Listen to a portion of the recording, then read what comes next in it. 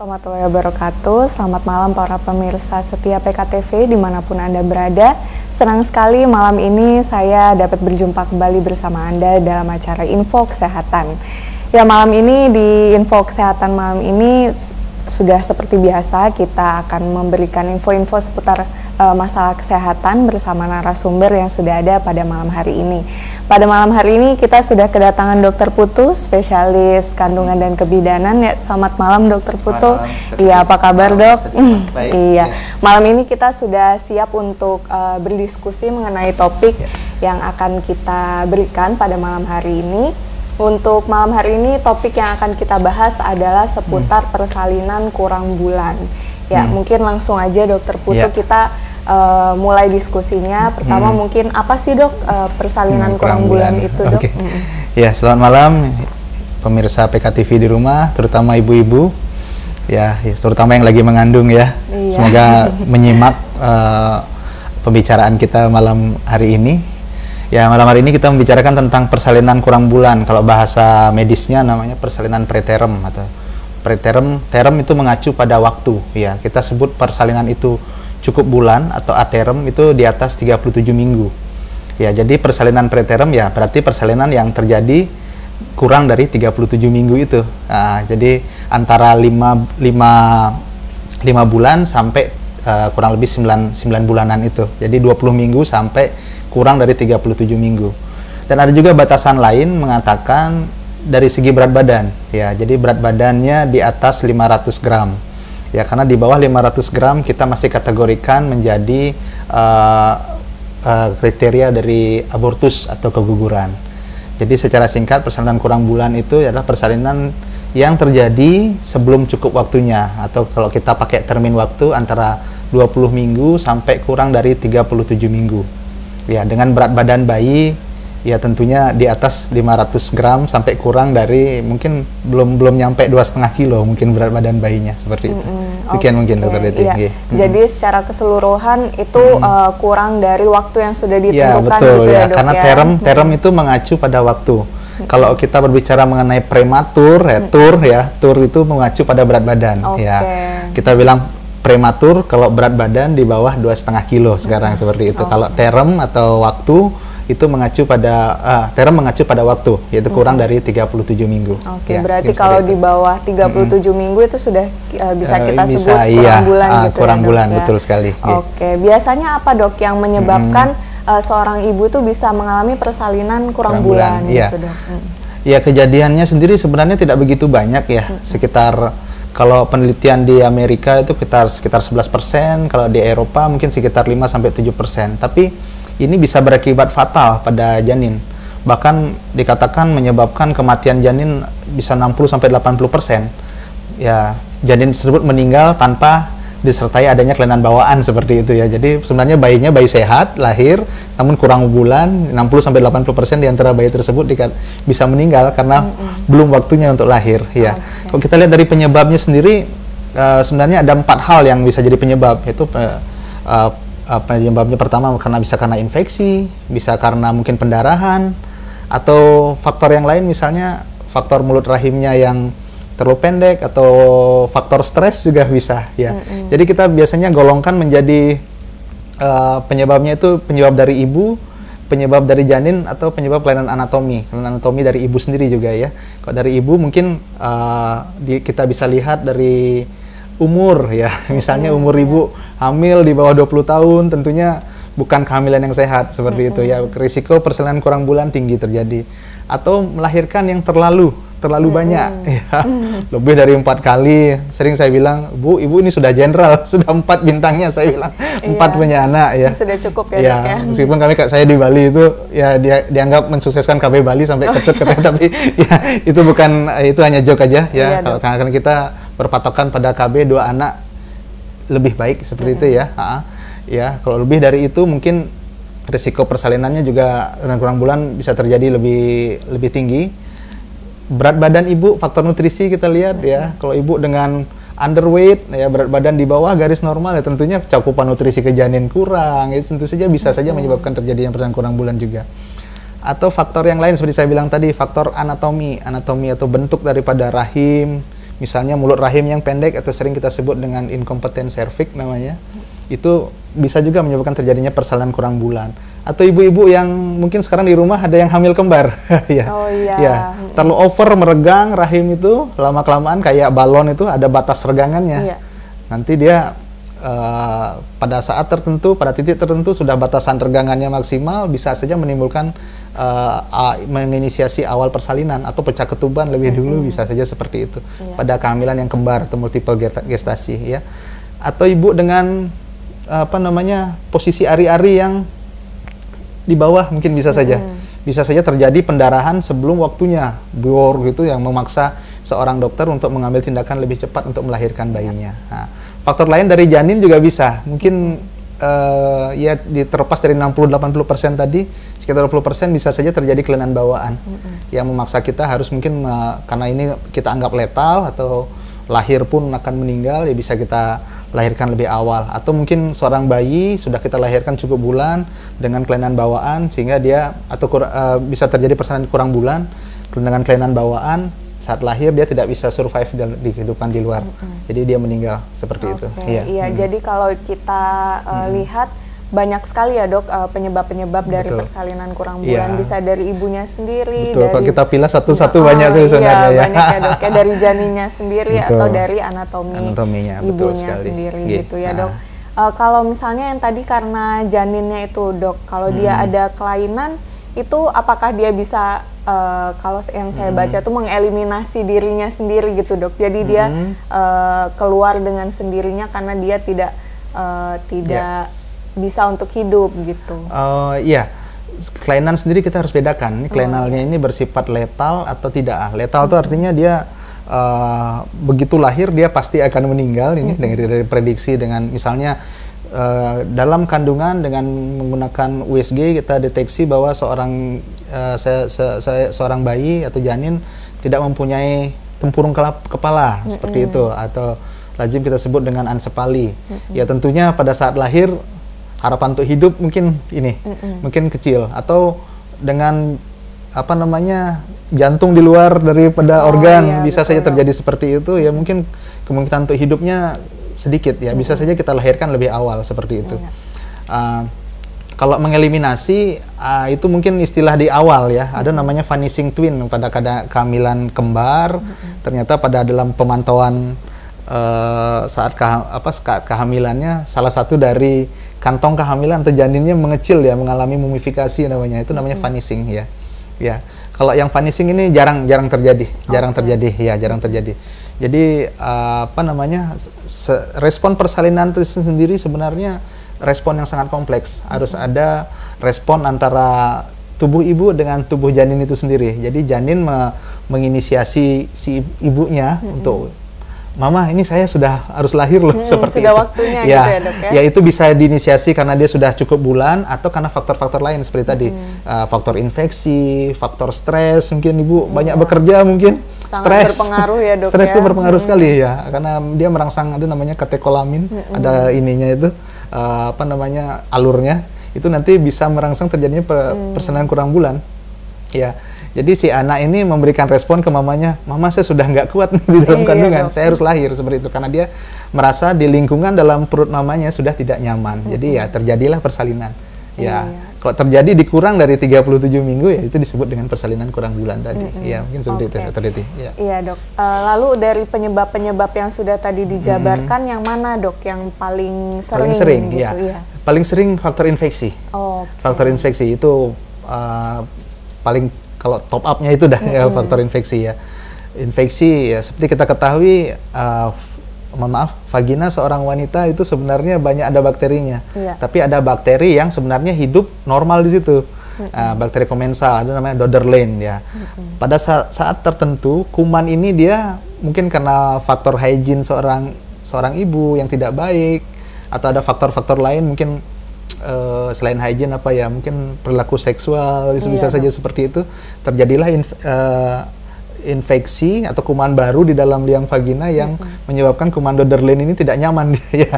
Terjadilah ke inisiasi awal yang bisa kita lihat awal, keputihan yang dialami seorang ibu ya, keputihan yang lama dan tidak sembuh-sembuh. Nah, keputihan ini bisa masuk melalui apa namanya mulut rahim, naiklah ke atas dia menginfeksi selaput ketuban.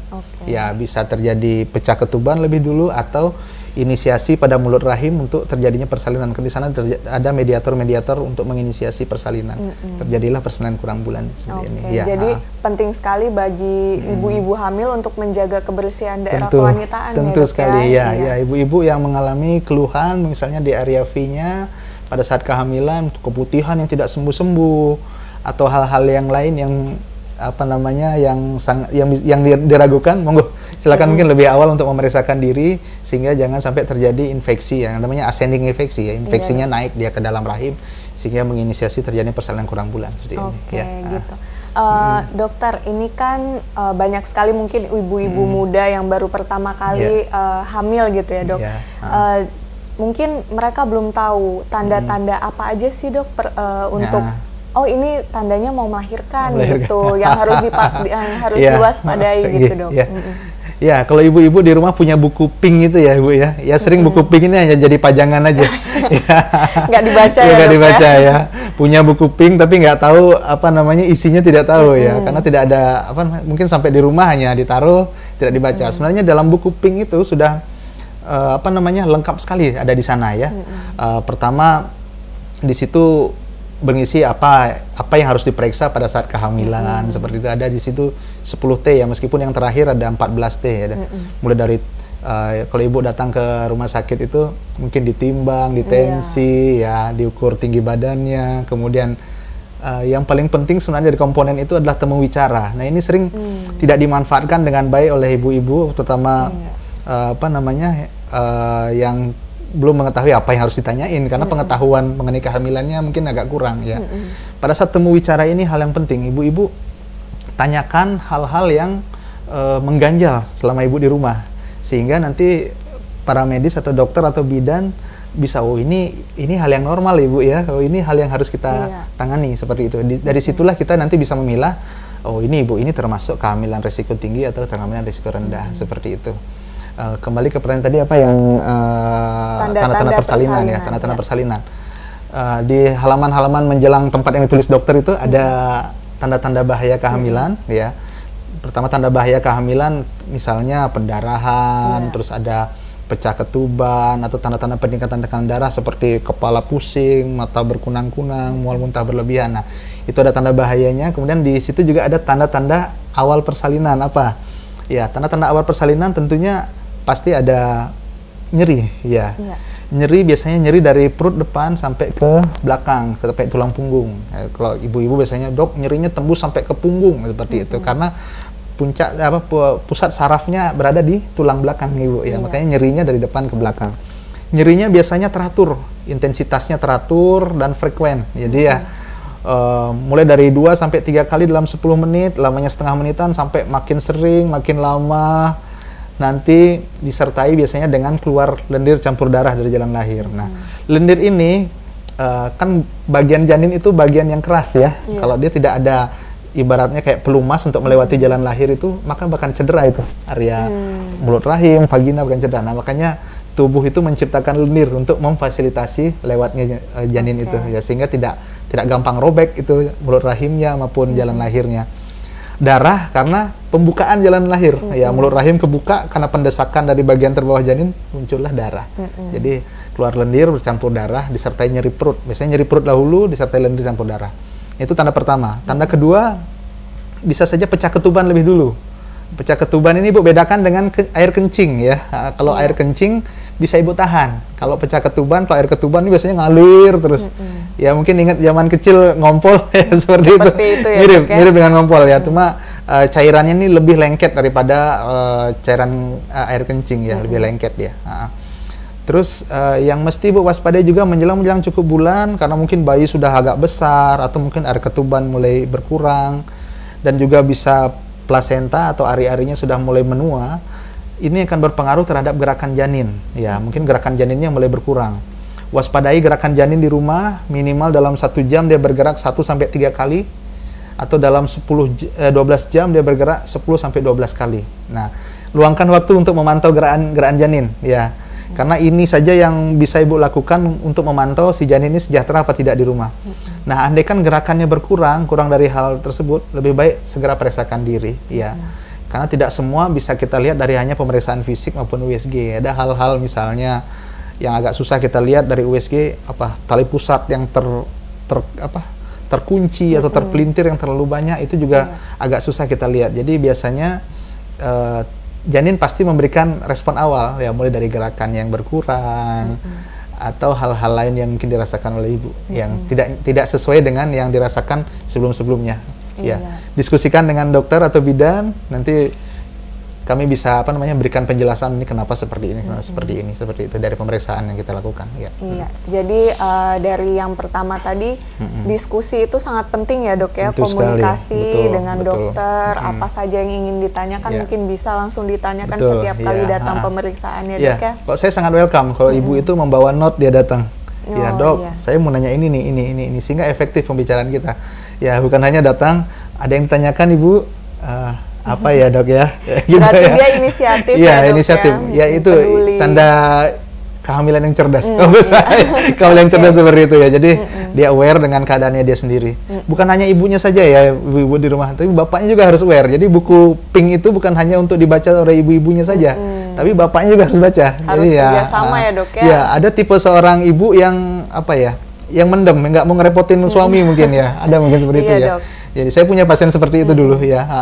Jadi dia tidak mau ngerepoti suaminya, bahkan sampai dia itu suatu tanda-tanda bahaya, dia tidak sampaikan ke suami. Ya, jadi suami kalau ada, mohon maaf, kalau punya istri seperti itu mungkin bisa ini kok beda ya.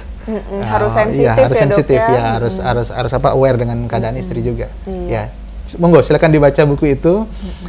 Mudah-mudahan bisa lebih paham nanti tentang kehamilan seperti apa. Ya. Setiap ibu hamil dapat ya, tentu dok, ya? Harus dapat. Buku pink. Ya, harus dapat. Ya, kalau di Kalimantan Timur terutama Bontang itu sudah diwajibkan. Ya, jadi dokter kandungan pun harus mengisi buku itu. Kalau dulu mungkin ke dokter A atau ke dokter B punya buku pemeriksaan hamil yang berbeda-beda, sekarang sudah seragam. Iya, jadi jangan disia-siakan ya yang punya buku pink dibaca. Gratis lagi. Iya dok. Gratis ya. Selanjutnya dokter, ini ada beberapa kekhawatiran mungkin dari ibu-ibu yang dulunya pernah mengalami persalinan kurang bulan. Mungkin ada pertanyaan, apakah nanti kehamilan selanjutnya akan berulang seperti itu lagi atau tidak? Gimana dok? Iya, kita harus melakukan namanya screening ya, screening terhadap seorang ibu hamil yang pernah mengalami hal itu ya. Ada pencegahannya meliputi pencegahan primer, pencegahan sekunder dan pencegahan tersier. Nah, pencegahan primer ini kita harus mendeteksi seorang ibu hamil dilihat dari faktor ibunya bagaimana, seperti itu. Misalnya faktor ibu seperti katakan Dr. Teddy tadi, ibu dengan riwayat persalinan kurang bulan yang dahulu ya. Kita harus gali riwayatnya itu. Ini penyebab persalinan kurang bulannya apa? Apakah murni karena faktor infeksi atau faktor yang lain? Misalnya pada satu kasus, saya punya kasus dulu seorang ibu berasal dari luar kota Bontang, sudah 2 kali selalu persalinannya terjadi di umur kehamilan 5-6 bulan. Ya, wah jangan-jangan ini ini suatu inkompeten serviks ya, mulut rahimnya pendek. Jadi kita sebagai petugas medis sudah lebih aware, kita ukur panjang mulut rahimnya, ternyata pendek. Akhirnya saya ikat mulut rahimnya dan syukur hamil yang ketiga berhasil lahir meskipun tidak sampai cukup bulan karena kita melakukan tindakannya sudah di atas 5 bulan.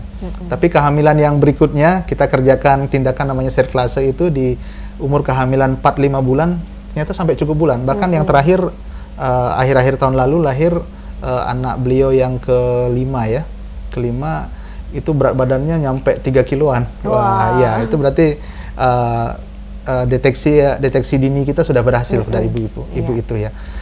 Paritasnya juga lihat ibu ini hamil keberapa seperti itu. Jadi itu pentingnya pemeriksaan anamnesis namanya ya, menanyakan riwayat kehamilan ibu sebelumnya. Jarak antar kehamilan juga ibu ya, jangan terlalu dekat ya. Ada 4T itu ya, terlalu muda, terlalu tua, terlalu dekat, terlalu banyak. Saya tambahin lagi 5T. Tidak peduli. Itu penting sekali. Anak sudah banyak, tidak juga mau ber-KB. Atau ada kasus hamil saya sesar yang kelima, tidak juga mau ber-KB. Ya, seperti itu. Bayangkan itu sudah dibelah berapa kali. Ya apa namanya ya mungkin ada faktor-faktor lain yang apa namanya yang faktor kepercayaan itu memang agak susah kita iniin ya. Tapi alangkah baiknya ya jangan hanya memikirkan bagaimana hamilnya, tapi bagaimana nanti mendidik si anak ini seperti itu ya. Iya. Faktor demografi seperti tadi usia ibu juga kita lihat ya. Kalau dia usianya terlalu muda atau terlalu tua seperti yang tadi ya itu salah satu faktor risiko terjadi kurang bulan ya. Nutrisi, ya. Nutrisi biasanya kita lihat dari lengkar lengannya ibu. Kalau lengkar lengannya di bawah 23,5 cm, itu termasuk underweight ibu. Monggo dihitung sendiri deh. Kalau di bawah itu ya mungkin ini, waduh saya underweight nih. Atau kita lihat dari berat badan. Ya, berat badan normal kan tinggi badan dikurangi 100, ya ini kasarannya aja. Kalau berat badan ideal nanti kurang 100 itu dikurangin 10%-nya lagi. Misalnya tinggi 150, berat badan idealnya 50 kilo, berat badan normalnya 50 kilo, dengan berat badan ideal mungkin dikurangin 45 kilo. Kalau berat badan ibu misalnya saat hamil 37 kilo, ini udah jelas underweight. Iya dok. Ya ini apa namanya perlu partisipasi ibu-ibu juga, ya jangan hanya mengandalkan dok, kasih obat dong. Tidak hanya murni itu, ya obat itu hanya membantu saja. Jadi di rumah asupan nutrisinya harus ini baik ya. Kalau dengan berat badan underweight bisa sampai 20 kilo kita suruh meningkatkan berat badan ya. Nanti biasanya kalau kontrol di awal tuh dokternya sudah memberitahu, oh bu nanti naikin berat badan sekian ya. Kalau ibunya sudah gemuk misalnya, sudah overweight atau obesitas ya tentu nggak begitu banyak naik berat badan. Mungkin 6 kilo sampai maksimal 10 kilo sudah cukup seperti itu. Ya, sudah faktor medis ya, penyakit-penyakit penyerta lainnya. Sebelum hamil pastikan ibu, misalnya ibu dengan penyakit medis penyerta, misalnya ibu punya penyakit hipertensi sebelumnya, diabetes atau penyakit apa jantung sebelum itu ya, sudah diperiksakan ke dokter yang terkait bahwa dokternya sudah memberitahu ibu silakan hamil ya. Kalau tidak diperkenankan untuk hamil jangan memaksakan diri ya. Karena kehamilan itu bukan hanya bagaimana menyelamatkan si janin, tapi menyelamatkan nyawa ibunya. Juga, jangan nanti karena kehamilan malah memperberat kondisi penyakit yang ibu alami, seperti itu ya. Pencegahan sekunder tadi seperti sudah kita katakan, deteksi dini pesanan prematur dengan riwayat prematur misalnya, sebelumnya ya kita harus terapi itu ya, misalnya dengan tadi mulut rahimnya pendek ya kita ikat seperti itu biar dia bisa sampai cukup bulan ya. Di sini juga pentingnya pendidikan terhadap edukasi terhadap ibu ya. Pada saat mempersiapkan kehamilan mungkin alangkah baiknya datang dulu ke Vaskes kesehatan, diskusikan mengenai kondisi ibu, apalagi yang punya riwayat medis yang buruk, diskusikan, dok saya keadaan saya begini-begini, bagaimana pendapat dokter atau ibu bidan mengenai kalau andaikan saya hamil seperti itu ya, sehingga ada persiapan sebelumnya, tidak istilahnya langsung masuk hamil, di situ baru mempersiapkan diri. Itu sudah terlambat ya dok ya. Betul, mungkin seperti itu dokter Deti. Oke.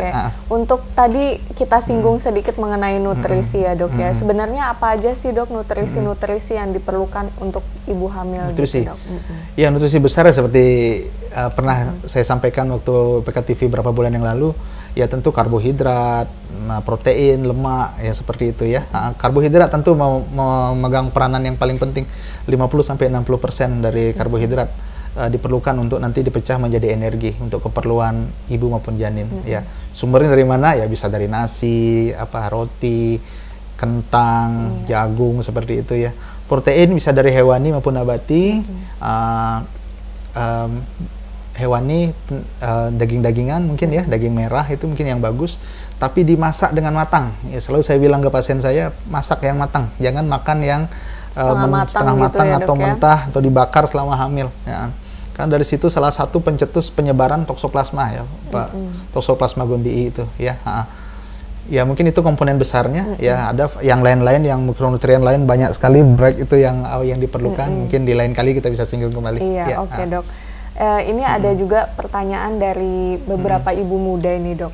Kalau misalnya dia mengalami persalinan kurang bulan, apakah masih bisa dia melahirkan normal atau harus sesar? Oh iya, pemilihan cara persalinan, betul. Iya, pada persalinan kurang bulan kita lihat dulu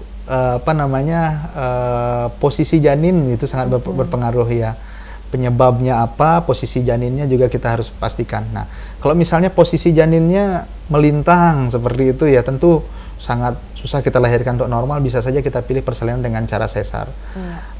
Posisi sungsang misalnya, dengan bokong di bawah, dengan berat badan ada nih kepustakaan, kalau berat badannya antara 1.500 sampai 2 kilo, malah disarankan untuk sesar. Tapi ada beberapa center memberikan kebijakan udah dilahirkan normal saja. Kenapa disarankan untuk sesar? Karena apa namanya, begitu lahir bahu dan melahirkan kepala, itu peningkatan tekanan mendadak saat kepala lahir itu bisa memicu katanya herniasi dari kepala, jadi pendarahan pada kepala. Jadi disarankan untuk sesar. Tapi pada beberapa center tertentu atau rumah sakit tertentu mungkin punya kebijakan tersendiri, dengan berat badan segitu juga agak susah untuk diselamatkan, misalnya seperti itu, jadi disarankan untuk persalinan normal seperti itu.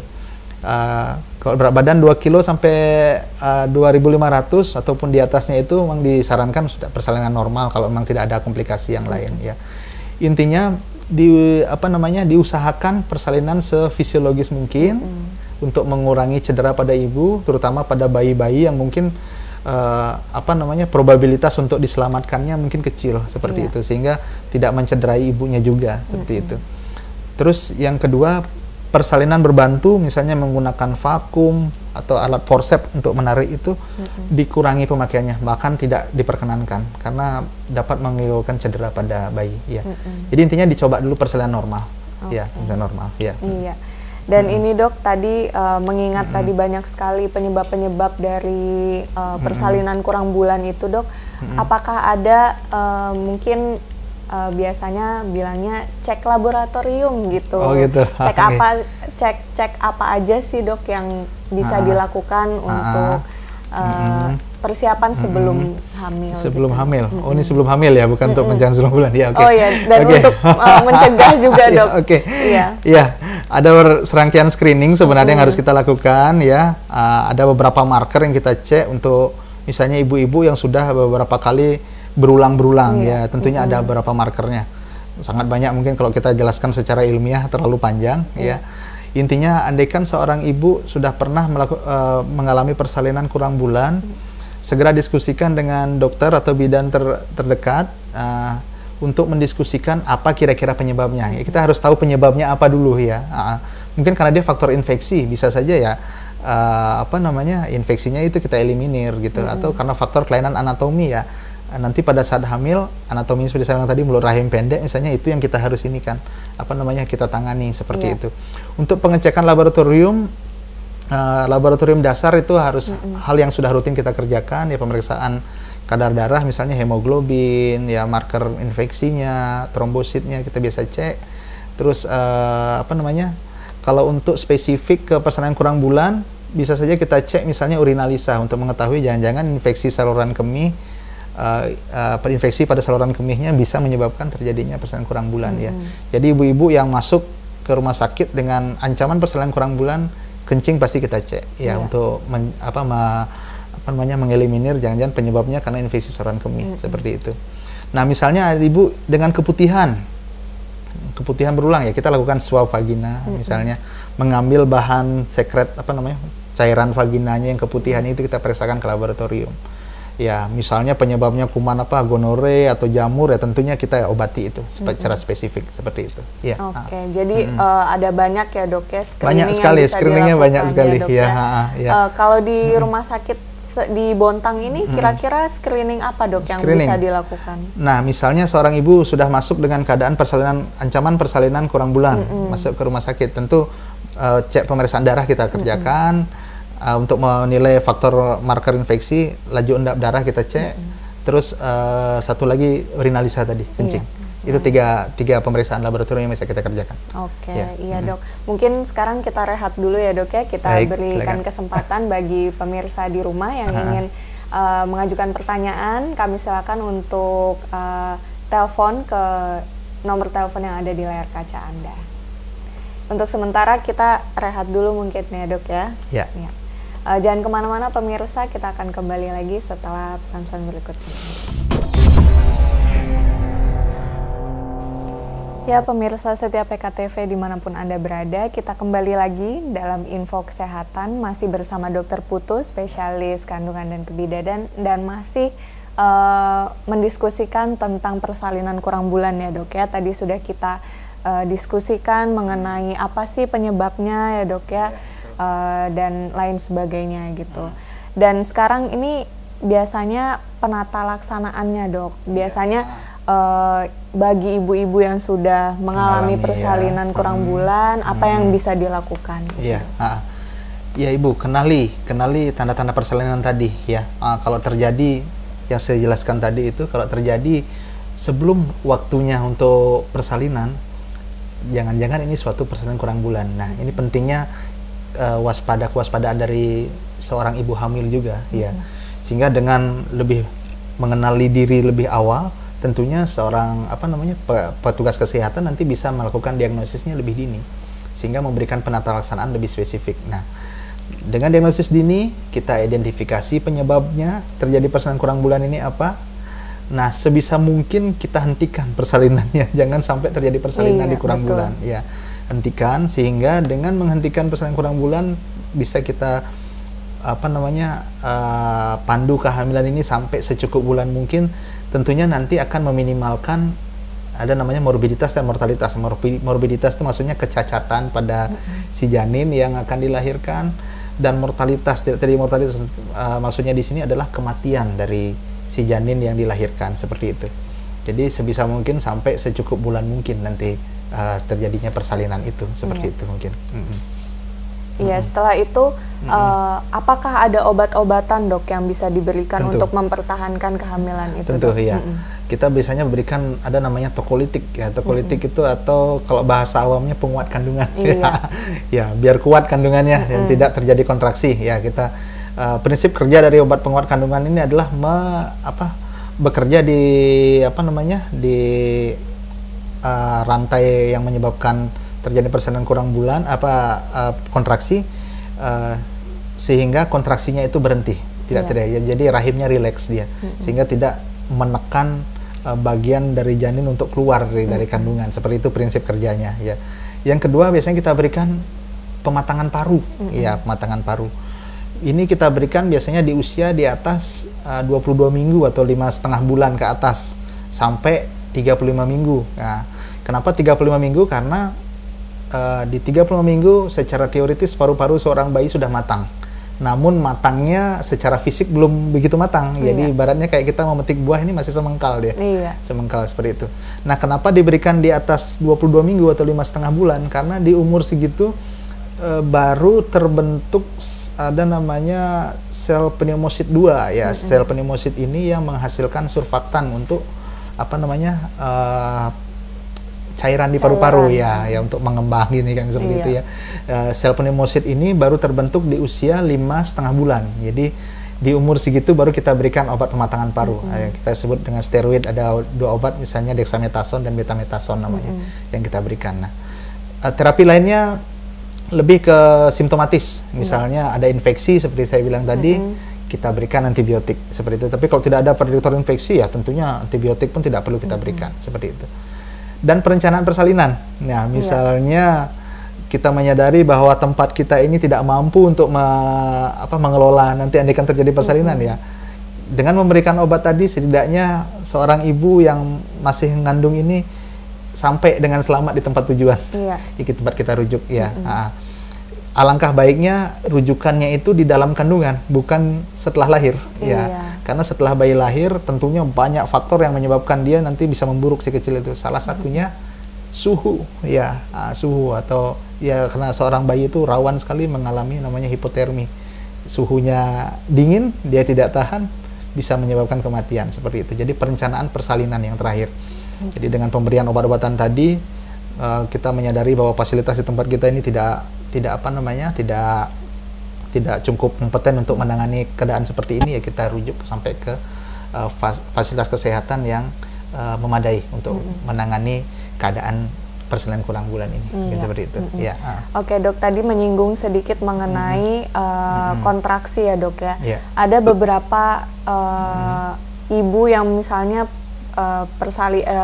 kehamilannya baru 37 minggu ke bawah, tapi dia sudah mengalami kontraksi. Kadang kontraksinya kok nggak teratur ya, tapi ada juga yang teratur. Nah, seperti apa, Dok, kontraksi yang benar-benar harus diwaspadai kalau itu tanda-tanda persalinan, Dok? Ya, sebenarnya kontraksi itu sudah ada sejak awal kehamilan sudah ada, tapi karena rahim itu terlalu kecilnya, jadi kadang-kadang ibunya tidak begitu merasakan. Tapi kadang di trimester awal sudah mulai rahim membesar dan keluar dari apa namanya ruang panggul ini, dia sudah ibu-ibu sudah merasakan, dok kok kram ya perut bawah saya ya, seperti itu, sudah sering merasakan seperti itu. Itu kontraksi sebenarnya. Tapi kontraksi yang kita sebut namanya kontraksi palsu ya. Atau kalau bahasa medisnya Braxton ya, Braxton Hicks namanya seperti itu. Jadi ciri khas dari kontraksi palsu ini adalah nyerinya tidak teratur, ya munculnya juga tidak frekuen ya. Ya sekarang muncul mungkin sejam lagi baru muncul seperti itu, atau banyak aktivitas mulai terasa agak tegang ya. Itu Braxton Hicks, dan tanpa disertai dengan keluar lendir campur darah dari jalan lahir. Nah, sebenarnya mengenali tanda bahaya hamil tuh gampang aja kok. Ada keluar darah, ada keluar air, udah itu tanda bahaya hamil. Kalau sudah ada itu harus waspada. Ya itu sudah harus waspada. Ya itu sebenarnya sudah apa namanya ya, gampang sekali ya, gampang sekali ya. Nah, bagaimana nyeri persalinan? Nah, nyerinya khasnya seperti saya bilang tadi, dia munculnya sering dan frekuen, makin sering makin lama seperti itu. Ya. Nah, dan pasti ada keluar darah, lendir campur darah jalan lahir. Iya dokter, kita masih mempersilakan penonton di rumah ya dok ya. Kalau ada pertanyaan silakan telepon ke nomor saluran telepon interaktif kita di 0812 5818703. Masih kita tunggu ya dok ya. Iya dok, ini banyak sekali mitos-mitos di luar sana nih dok. Kalau misalnya kalau makan nanas nih bisa dia keguguran kayak gitu, jadinya persalinannya bisa kurang bulan, atau makan durian. Nah sebenarnya tuh mitos-mitos itu benar nggak sih dok? Kalau nanas mesti kontroversi. Ya ada beberapa literatur saya baca, di penelitian satu bilang boleh, di penelitian yang satu lagi dibilang jangan, seperti itu. Jadi masih kontroversi. Jadi kalau masih kontroversi tersebut, biasanya saya lebih cenderung memilih yang tidak. Cari amannya aja ya, karena belum ada penelitian jelas. Kalau kayak durian itu konsumsi yang banyak, tentu durian kan mengandung gas, ada alkohol di dalamnya, tentunya itu nanti bisa menyebabkan hal yang buruk pada kehamilan. Ya. Misalnya gasnya begah perut seperti itu, mencret segala macam. Atau karena pengaruh alkoholnya itu juga itu hal yang tentunya sangat kita hindari pada saat kehamilan ya. Jadi ada benarnya juga itu ya. Jadi lebih baik kalau pengen makan durian ya icip-icip aja lah, jangan terlalu banyak ya. Cari amannya ya. Cari amannya ya, jangan konsumsi mungkin seperti itu ya. Dokter mungkin bisa disimpulkan mengingat waktu ya dok ya. Disimpulkan tadi apa saja yang bisa kita ambil dari persalinan kurang bulan ini dok? Kurang bulan ini ya. Ya mungkin dari percakapan kita tadi yang bisa saya simpulkan, pertama persalinan kurang bulan adalah persalinan yang terjadi sebelum waktunya ya. Jadi kalau kita pakai termin waktu antara 20 minggu sampai kurang dari 37 minggu. Kalau kita lihat dari termin berat badan, mungkin berat badannya di atas 500 sampai kurang mungkin dari 2500 seperti itu ya.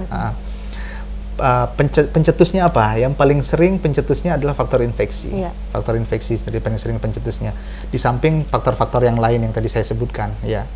Nah, andaikan hal ini dialami oleh ibu, apa yang kita kerjakan? Ya, pertama kenali diri. Nah, kenali diri dulu. Ya, ini jangan-jangan ini persalinan kurang bulan. Jadi mengetahui tanda-tanda bahaya kehamilan itu yang penting, diagnosis dininya.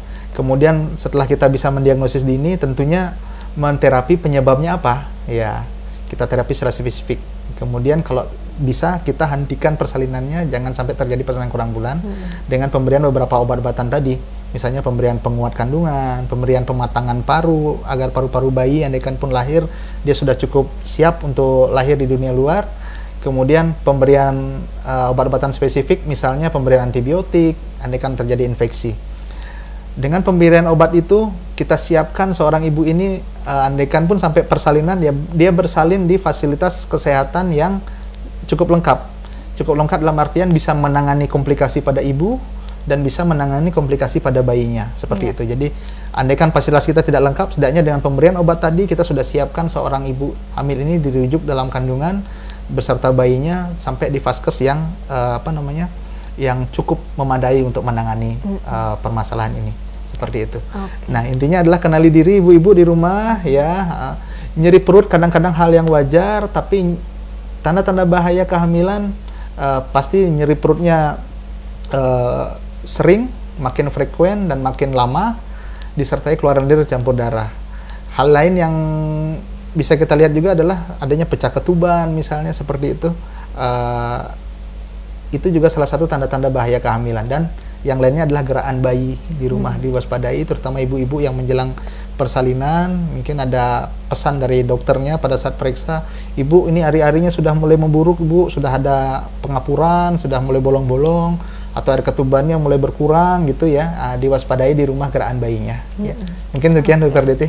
Iya, jadi untuk ibu-ibu juga harus sensitif terhadap pesan-pesan yang diberikan oleh bayinya itu sendiri ya dok betul, ya. Oke, iya baik pemirsa, itu tadi bincang-bincang kita bersama Dokter Putu spesialis kandungan dan kebidanan seputar bahaya dari persalinan kurang bulan.